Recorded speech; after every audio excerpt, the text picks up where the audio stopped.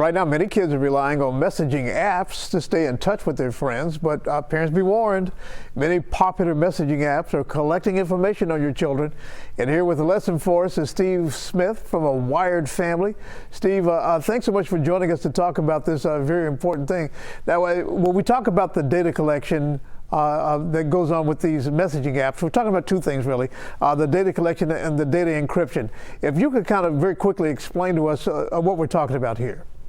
Yeah, so when you're talking about encryption, you're basically, if I'm communicating with you, John, there's data which really goes in these little packets and they go from my device to your device. If you have certain software or hardware products like a pineapple, sometimes you can intercept that conversation in midstream. What encryption does is it turns it into a giant jigsaw puzzle after it leaves your device and traverses the network. Well, I can't get in to see it because I don't have the encryption key, and then goes to your device and then it unscrambles. So that's basically what it is. But when you're talking about data collection, you're talking about a bunch of data points, personal information about the individuals who are involved in the communication. All right, let's talk about that data collection because that's what a lot of parents are going to be concerned about. There are 4 apps that are probably 4 of the most popular messaging apps. Let's talk about those 4 and how they collect data. First of all, let's talk about Signal. Yeah, so Signal's kind of interesting. It's a nonprofit organization, and the only data they collect about you is a phone number. It doesn't have to be the phone number that's on your phone. It could be a Google phone number or a burner phone number, and it doesn't point directly to you as an individual. So that's the only information it collects, and it's totally encrypted end to end, unless you're communicating with somebody that does not have the Signal app. And in that particular case, it would not be encrypted. All right, our next one is one that will be familiar to iPhone owners, and that is iMessage. Yeah, iMessage is great. I mean, it's encrypted as well, but they do take your email, your phone number, your search history, and your device ID. So it's not as safe necessarily in terms of data as Signal, but it's a good one. It's definitely a good one. But again, both ends have to have that. You have to be using iMessage on both ends. All right, now the third one is one that's really good. It's got worldwide usage, and that's WhatsApp. Talk to us about WhatsApp. Yeah, so WhatsApp is owned by Facebook. It was actually purchased a while back. It takes 16 data points. We don't have time to go into each one, but it takes all the ad data, your purchase history, your payment information, your contacts, and many other things. So it's, in terms of the information, the personal information it collects about you and your child, it takes significant different data points, but not as much as the next one you're probably going to mention. Oh yeah, Facebook Messenger. I was really shocked when I saw how many data points that it takes. Yeah, well, so if you look just at Facebook, the product, and Instagram, the product, they take 98 data points. So this is at least a little less, but yeah, Facebook Messenger takes 65 data points.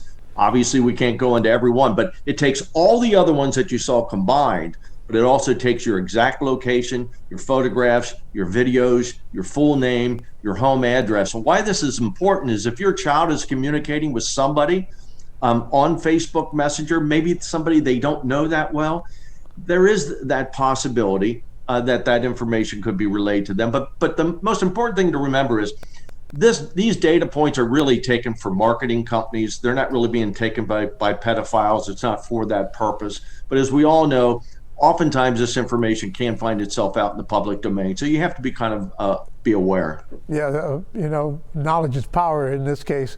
Right. The encryption side of this is also fascinating because a lot of people, they look at encryption and say, well, I like that idea that if both sides are encrypted, nobody can essentially see what we're talking about or know what we're doing. But there's a darker side to this. It can be involved with political unrest and actual criminal activities as well. Talk about that and how you suspect we can balance that.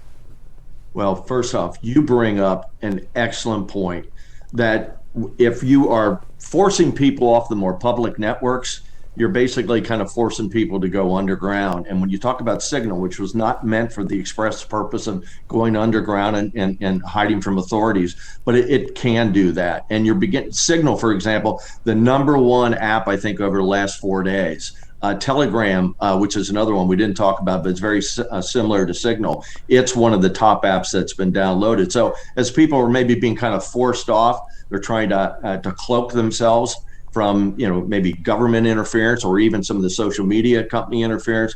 They're going to these types of apps, and you're going to see more of that. You're going to see a move towards more nonprofit organizations, that have an express focus out there in the world, that are going to be probably developing their own. And so it's as they say, be careful what you hope for, because there are kind of darker means for these things to take place. Yeah, absolutely. Steve, thank you so much for the information and the advice. And we want to remind people that you can also find more information at awiredfamily.org. All right, Steve. Thank you so much, John. I appreciate it. All right, stay safe.